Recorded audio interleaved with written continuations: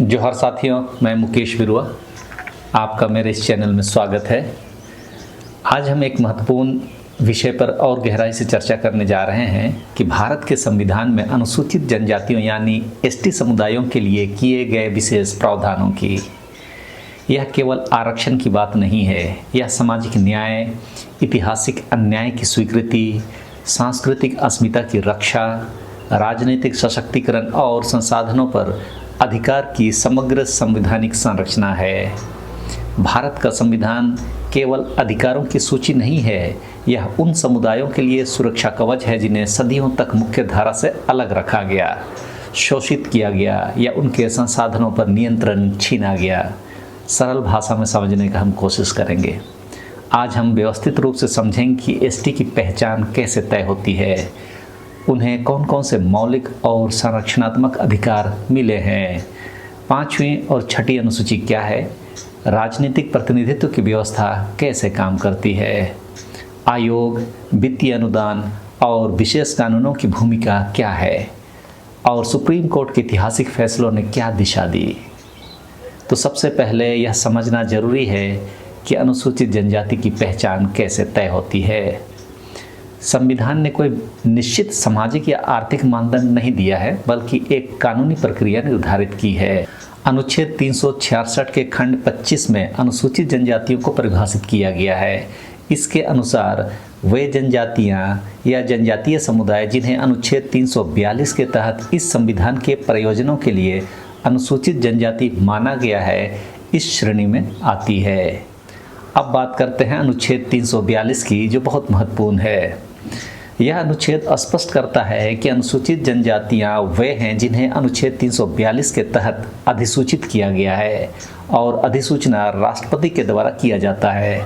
लेकिन संविधान में भले कोई सामाजिक और आर्थिक मानदंड तय नहीं किया गया हो, लेकिन जनजातीय कार्य मंत्रालय ने लोकुर कमेटी के अनुशंसा के बाद एक प्रक्रिया अडॉप्ट किया है, जिससे अनुसूचित जनजाति में शामिल होने के लिए राज्य स्तर में टीआरआई जैसी संस्थाओं से उस समुदाय को फेवरेबल मानव शास्त्रीय रिपोर्ट जरूरी है।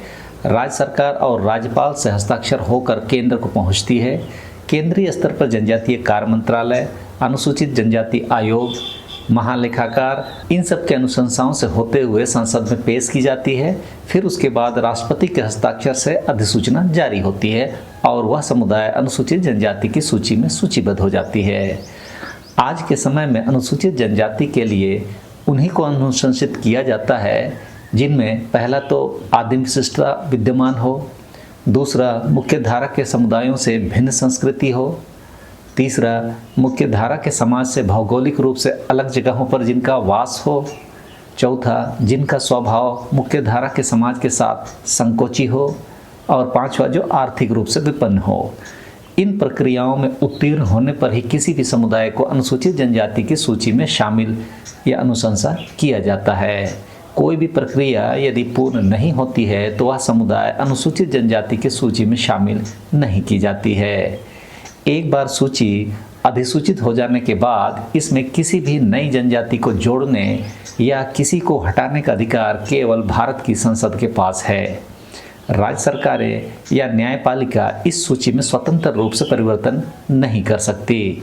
हम कई उदाहरण इस संबंध में जानते होंगे, जैसे झारखंड में कुर्मियों का मामला, टीआरआई की रिपोर्ट उनके अनुकूल नहीं है जिस कारण से उन्हें शामिल नहीं किया जा सका। दूसरा, मणिपुर में मैतेई समुदाय को अनुसूचित जनजाति में शामिल करने का फैसला हाईकोर्ट ने दिया, लेकिन चूंकि वह संवैधानिक प्रावधान के विपरीत था, इसलिए सुप्रीम कोर्ट ने उस फैसले को वापस लेने के लिए कहा। तो आप समझ सकते हैं कि ये टीआरआई जैसी संस्थाओं से मानव विज्ञानी रिपोर्ट बहुत ज़रूरी है। उसके बिना कोई भी समुदाय आज के समय में अनुसूचित जनजाति में शामिल नहीं हो सकती है। यह प्रक्रिया राजनीतिक हस्तक्षेप से सुरक्षा भी देती है और एक औपचारिक संवैधानिक ढांचा भी सुनिश्चित करती है। अब आते हैं उन प्रावधानों पर जो जनजातीय समुदायों को ऐतिहासिक अन्याय और शोषण से बचाने के लिए एक सुरक्षा कवच के रूप में कार्य करते हैं। अनुच्छेद 15(4) और अनुच्छेद 16(4) राज्य को अधिकार देते हैं कि वह अनुसूचित जनजातियों के उत्थान के लिए शिक्षण संस्थानों में प्रवेश और सरकारी नौकरियों में नियुक्तियों हेतु विशेष प्रावधान कर सके, यानी आरक्षण कर सके। इसका उद्देश्य स्पष्ट है, प्रशासन और मुख्यधारा के विकास में उनकी भागीदारी सुनिश्चित करना। यह उन समुदायों को मुख्य धारा से जोड़ने का एक माध्यम है जो सदियों से वंचित रहे हैं। अनुच्छेद 19(5) संपत्ति और आवागमन पर उचित प्रतिबंध, यह बहुत महत्वपूर्ण है। अनुच्छेद 19(5) में यद्यपि भारत के सभी नागरिकों को देश में कहीं भी आने जाने और बसने का मौलिक अधिकार है, किंतु राज्य अनुसूचित जनजातियों के हितों के संरक्षण के लिए इन अधिकारों पर उचित प्रतिबंध लगा सकता है। यह प्रावधान विशेष रूप से जनजातीय भूमि के गैर जनजातीय लोगों को हस्तांतरण यानी लैंड अलाइनेशन को रोकने और उनकी सांस्कृतिक विशिष्टता बनाए रखने के लिए महत्वपूर्ण है। अनुच्छेद 23 और 24 शोषण के विरुद्ध अधिकार है। अनुच्छेद 23 बेगारी यानी बंधुआ मजदूरी को पूरी तरह प्रतिबंधित करता है। अनुच्छेद 24 बाल श्रम को प्रतिबंधित करता है। ये प्रावधान उन जनजातीय समुदायों के लिए अत्यंत महत्वपूर्ण है जो भौगोलिक अलगाव के कारण शोषण के प्रति अधिक संवेदनशील रहे हैं। इन अनुच्छेदों ने उन्हें कानूनी सुरक्षा दी। अनुच्छेद 29 यह संस्कृति का एक मौलिक अधिकार है जो अनुसूचित जनजातियों को भी उनकी अपनी विशिष्ट भाषा, लिपि या संस्कृति को संरक्षित करने और उसे विकसित करने की पूर्ण गारंटी देता है। यह उनकी सांस्कृतिक पहचान को बचाए रखने का संवैधानिक आधार है। अनुच्छेद 46 नीति निदेशक तत्व है इसमें। अनुच्छेद 46 राज्य का संवैधानिक कर्तव्य निर्धारित करता है कि वह अनुसूचित जनजातियों के शैक्षिक और आर्थिक हितों की विशेष सावधानी के साथ अभिवृद्धि करेगा और उन्हें सामाजिक अन्याय एवं सभी प्रकार के शोषण से बचाएगा। ध्यान दीजिए, यह एक नीति निदेशक तत्व है, यानी न्यायालय में सीधे लागू नहीं होता, लेकिन यह राज्य की नीतियों का मार्गदर्शक है। संविधान यह स्वीकार करता है कि जनजातीय क्षेत्रों की भौगोलिक और सांस्कृतिक स्थिति भिन्न है, इसीलिए उनके लिए विशेष प्रशासनिक ढांचे का प्रावधान किया गया है। वह है 5वीं अनुसूची, अनुच्छेद 244(1). 5वीं अनुसूची भारत के 10 राज्यों के विनिर्दिष्ट अनुसूचित क्षेत्रों पर लागू होती है। ये राज्य हैं आंध्र प्रदेश, तेलंगाना, छत्तीसगढ़, गुजरात, हिमाचल प्रदेश, झारखंड, मध्य प्रदेश, महाराष्ट्र, उड़ीसा और राजस्थान। इन सब क्षेत्रों में राज्यपाल की असाधारण शक्तियां हैं। राज्यपाल को यह अधिकार है कि वह अधिसूचना के माध्यम से यह निर्देश दे सकें कि संसद या राज्य विधानमंडल का कोई कानून इन क्षेत्रों में लागू नहीं होगा या विशिष्ट संशोधनों के साथ लागू होगा। यही बात झारखंड में जो अभी नगर पालिका चुनाव हो रहा उसमें लागू होता है, यदि राज्यपाल चाहे तो, लेकिन उन्होंने तो साइन कर दिए यहाँ पर, यह अलग बात है। जनजातीय सलाहकार परिषद, प्रत्येक ऐसे राज्य में एक परिषद का गठन किया जाता है जिसमें अधिकतम 20 सदस्य होते हैं, जिसमें 3/4 सदस्य राज्य विधानसभा के एसटी विधायक होने चाहिए। यह परिषद जनजातीय कल्याण पर राज्यपाल को परामर्श देती है। और 6वीं अनुसूची यानी कि अनुच्छेद 244(2) ये पूर्वोत्तर के 4 राज्यों असम, मेघालय, त्रिपुरा और मिजोरम के जनजातीय क्षेत्रों पर लागू होती है। वहाँ प्रशासन का विकेंद्रीकरण और व्यापक है। वहाँ स्वायत्त शासित जिला परिषदें हैं जो प्रशासन का विकेंद्रीकरण उनके माध्यम से किया गया है। स्वायत्त शासित जिला परिषदें यानी ऑटोनोमस डिस्ट्रिक्ट काउंसिल के पास भूमि, वन, कृषि, विवाह और विरासत जैसे विषयों पर कानून बनाने की विधायी शक्तियाँ होती है।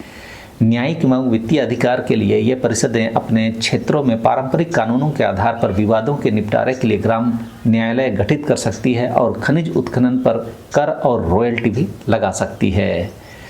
5वीं और 6वीं अनुसूची में मुख्य अंतर यह है कि 6वीं अनुसूची में स्वायत्त शासित जिला परिषदों को अधिक व्यापक विधायी और वित्तीय अधिकार दिए गए हैं, जबकि 5वीं अनुसूची में राज्यपाल की निगरानी अधिक केंद्रित है। अब बात करते हैं उन संस्थानों की जो इन प्रावधानों को लागू करने और निगरानी करने का काम करते हैं। राष्ट्रीय अनुसूचित जनजाति आयोग, अनुच्छेद 338(a), इसके तहत राष्ट्रीय अनुसूचित जनजाति आयोग का गठन किया गया है। यह एक संवैधानिक निकाय है जिसे अनुसूचित जनजातियों के अधिकारों के उल्लंघन की जांच करने और उनके संरक्षण की निगरानी करने का कार्य सौंपा गया है। अब महत्वपूर्ण बिंदु यह है कि जांच के दौरान आयोग के पास दीवानी न्यायालय यानी सिविल कोर्ट की शक्तियां होती है। केंद्र और राज्य सरकारों के लिए यह अनिवार्य है कि वे एसटी वर्ग को प्रभावित करने वाले किसी भी बड़े नीतिगत निर्णय पर आयोग से परामर्श करें। अनुच्छेद 275(1) यह एक विशेष वित्तीय अनुदान वाला अनुच्छेद है। इसके तहत केंद्र सरकार राज्यों को विशेष सहायता अनुदान प्रदान करती है। ये राशियां भारत की संचित निधि यानी कंसोलिडेटेड फंड पर भारित होती है ताकि जनजातीय क्षेत्रों में विकास और प्रशासन के स्तर को उन्नत किया जा सके।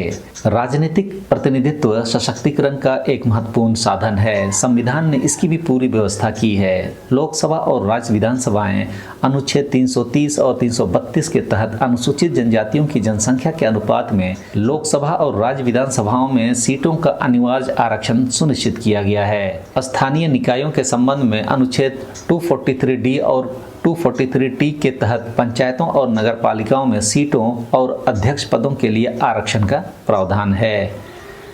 मंत्रिपरिषद में भी आरक्षण है। अनुच्छेद 164(1) छत्तीसगढ़, झारखंड, मध्य प्रदेश और उड़ीसा राज्यों में एक विशिष्ट जनजातीय कल्याण मंत्री की नियुक्ति को अनिवार्य बनाता है।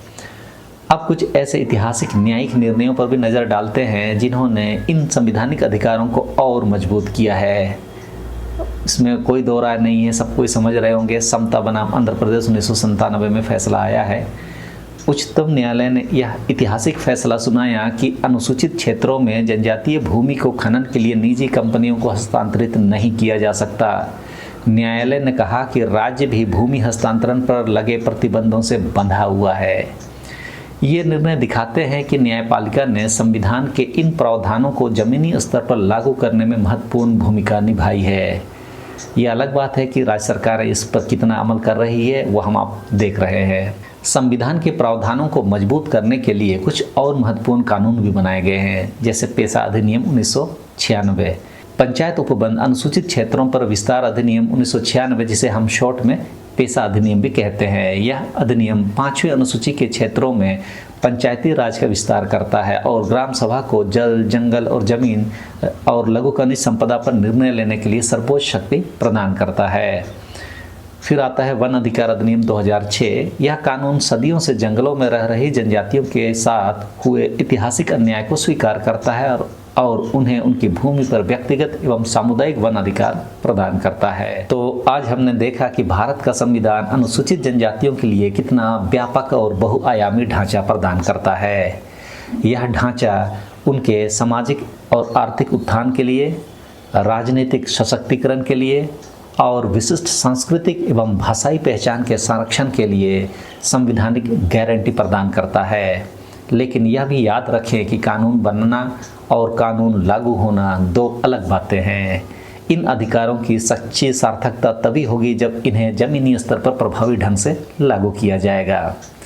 अगर आपको यह वीडियो जानकारीपूर्ण लगा हो तो इसे लाइक, शेयर और सब्सक्राइब जरूर करें।